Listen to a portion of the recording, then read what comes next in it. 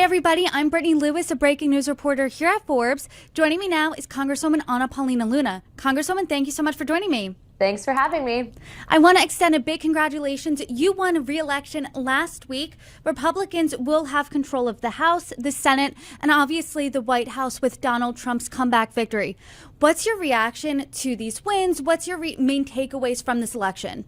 Well, especially in my race, speaking to Florida 13, they were doing the same thing to me that they did to Trump. They were releasing poll suppressions. They said I wasn't going to win it. It was a toss-up. I ended up winning by double digits, so it was a massive landslide. And as you're seeing with President Trump, my messaging, his messaging were very in line with one another. The issues affecting economy, border security, these are all things that people are voting on. They don't care about a lot of the issues that the Democrats are bringing up. I think that it just goes to show that the Democrat Party has increasingly become out of touch with working Americans. And that's exactly why so many people, so many minorities, so many women shifted largely to the Republican Party platform. Kudos to President Trump. So very, very historic win for the president. As you know, he won the popular vote. He's now going to be in the White House. We have the juggernaut, meaning we have the House and the Senate. And I'm very confident that my seat will stay red. There have been many postmortems in the past week or so since the election, but one thing is a common theme, a common thread throughout, is that the economy remained the top issue for voters. And I'm just curious, how will you work in the next term to lower prices for voters, for all Americans, and to have them feel like the economy is working for them once again?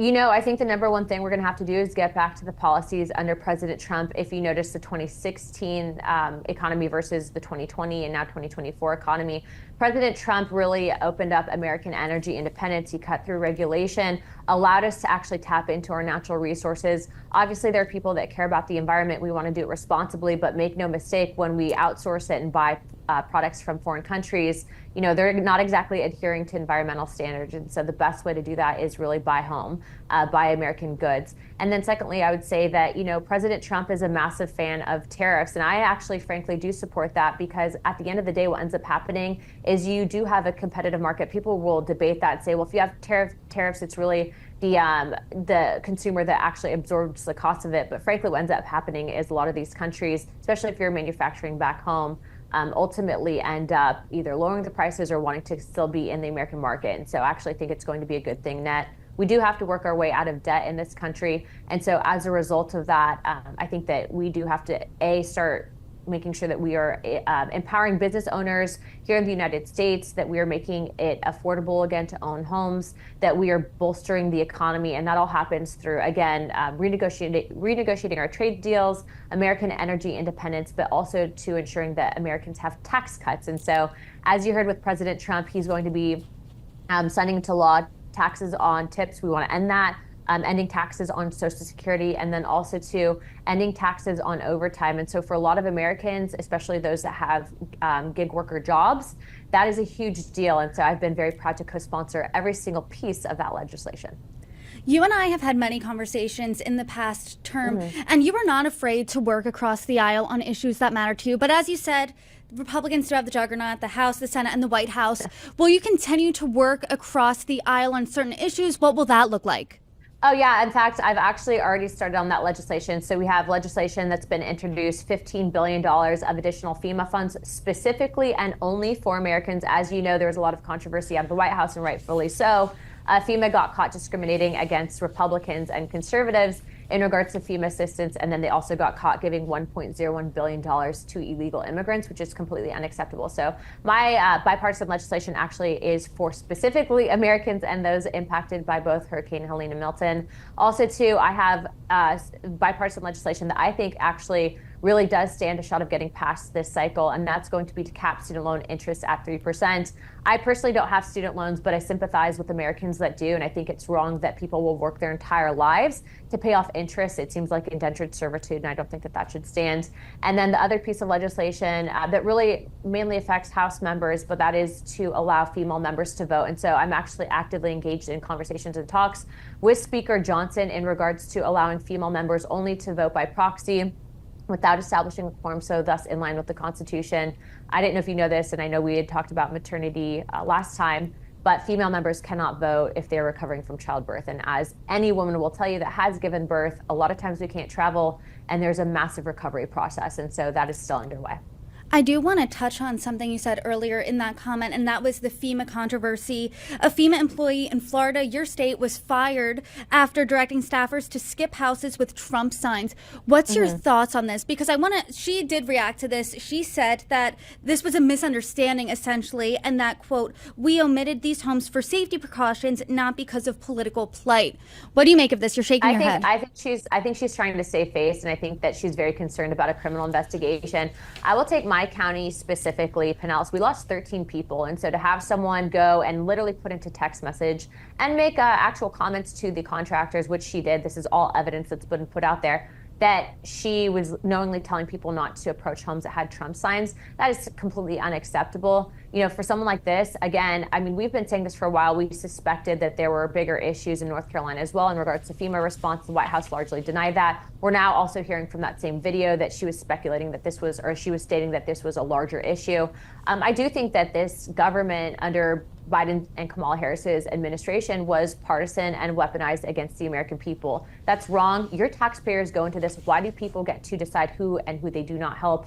I think it's basically criminal, mainly because people lost so much. People lost their homes, and then who knows how many people that she impacted, how high this went up, and that's why we're launching a full investigation. I actually have the head of FEMA coming into oversight next week to testify, so we'll be asking questions. Let's talk about that a little bit, because storm damage obviously doesn't pick whether you're Republican or Democrat. Disaster relief should obviously be nonpartisan. So what's next here? A FEMA representative is coming in. What do you want to learn from that hearing? What do you think should happen? Well, first of all, I'm so disappointed because I talked to FEMA directly after I met with Joe Biden, and they seem to be so helpful. And I've actually met this woman before. And then so to have this happening in their department, you know, the military will teach you one thing. I'm a veteran.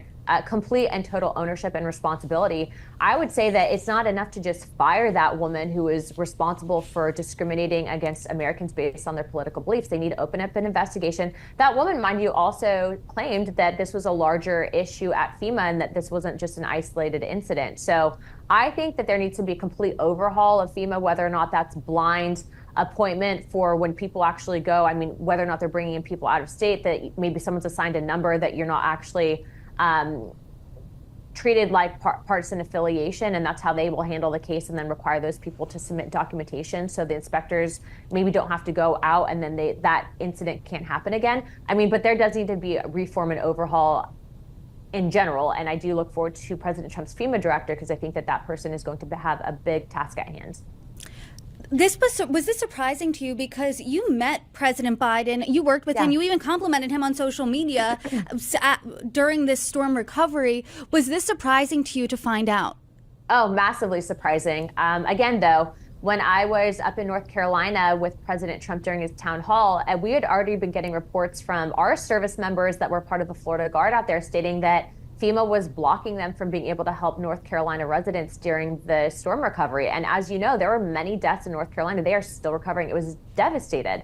And so for us to hear that and then to have the interaction with Biden, he said, you know, my office will help out. You have the complete federal government at your disposal. And then to see that people at FEMA took it upon themselves to make decisions. I don't even know how high up that decision-making process went, but that they would feel comfortable enough to do that. I mean, it was horrifying. It's still horrifying. That's why we have the director coming in to testify. President-elect Trump wasted no time building out his cabinet since he was elected last week. He nominated a few Floridians to serve in his administration. So I would love to get your reaction, starting with news from Wednesday. Your colleague, Congressman Matt Gaetz, he resigned from Congress shortly after the announcement was made, but Trump tapped him for Attorney General. What's your reaction? You know, I think the swamp is very afraid of Matt Gaetz being the AG. And what I will tell you is no sooner than when he was announced, then you saw the smear campaign about Matt Gaetz, very similar to the smear campaign that was launched against Justice Kavanaugh. But look, I've known Matt for years. And what I will tell you is, unfortunately, when you are that big of a threat to very powerful people, sometimes people will make statements simply to prevent other people or try to dissuade other people from liking you and voting for you, specifically in this case in confirmation. What I will also tell you is every single media outlet that tried to bring up the Justice Department probes into Matt Gaetz never adequately reported that those were all dropped. And so what you're seeing is an attempt, I think, to destroy someone's reputation, and it's wrong. Matt Gaetz has done some incredible things in regards to weeding out corruption in Washington, D.C., and I think that he's going to do great things at the Justice Department, and that's exactly why he passed the vetting of President Trump and why they have nominated him to be the Attorney General. But I'm not going to engage in this BS narrative that he's some crazy sex trafficking, convicted pedophile, because he's not. And that whole idea and narrative in an attempt to destroy him that's frankly wrong. To your point, to no one's surprise, Democrats expressed their disdain pretty immediately. Of course, except for Jared Moskowitz. He was very straightforward. And Jared, as you know, is an attorney.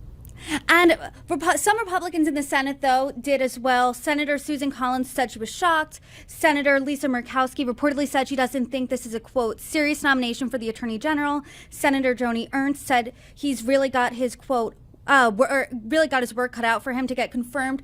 Do you think that he will get confirmed? I think he'll get confirmed. And also, I don't think Lisa Murkowski is a Republican. So I think that, when you have Democrats or people that are claiming to be Republicans but vote with Democrats, vote to send money to Ukraine, vote to really impoverish Americans, meanwhile they're becoming multimillionaires in Senate with their stock portfolios, I don't take anything that they say seriously. President-elect Donald Trump also named Senator Marco Rubio as his pick for Secretary of State. What are your thoughts on that?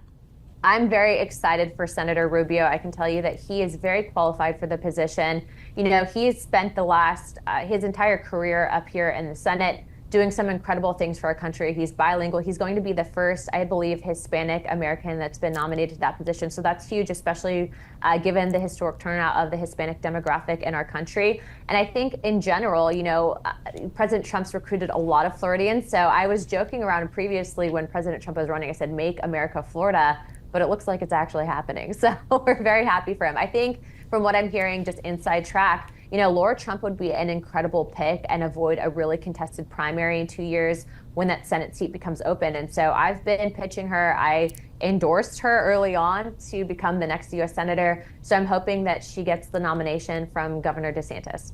I saw you pitched her on social media, but Congressman Mike Waltz also tapped to be the national security advisor. Who would you want to see fill Gaetz's seat as well as Waltz's? So I've actually reached out to both of them to see who they think would be best fit to endorse and represent their community. I don't live in Florida when I don't live in Mike Waltz's district either. But what I will tell you is they have their finger on the pulse for their communities. And what we want people that will come up here to do the right thing. I don't want more people that are interested in getting tickets to the Christmas parties. I want people up here who are going to fight for a constitution and really help secure President Trump's agenda that he put forward to the American people. That's exactly why so many people, not just the electorate, but the national popular vote, went in favor of President Trump. And so what I'm hoping is I'm not just an isolated voice up here in Washington. I have some incredible colleagues. And although we lost some star talent, I keep joking that all my friends have been raptured to the White House. I am hoping that we have some good replacements for them. Big shoes to fill. I do not want to do a complete 180 here and talk about UFOs, UAPs, because UFOs used to be the talk of conspiracy theories. Now, really not so much. You participated in the House Oversight Committee's UAP hearing on Wednesday. What was your biggest takeaway? What did you learn that shocked you the most? Well, fun note, did you know that Matt Gaetz, one of the founding members of the UAP caucus here in Washington, is now going to be the AG? Mike Waltz is now the National Security Advisor, also gavelled in to come to the UAP hearings. So, and then Marco Rubio has been a big advocate for disclosure, and he's now the Secretary of State. And so I think exciting things for our country in that regard. But, look, I've always looked at it through a scientific lens and perspective. When you have many people coming forward from the State Department, from NSA, from different government agencies, from the military, stating that UAPs are real, and then you have this aspect of technological advancements.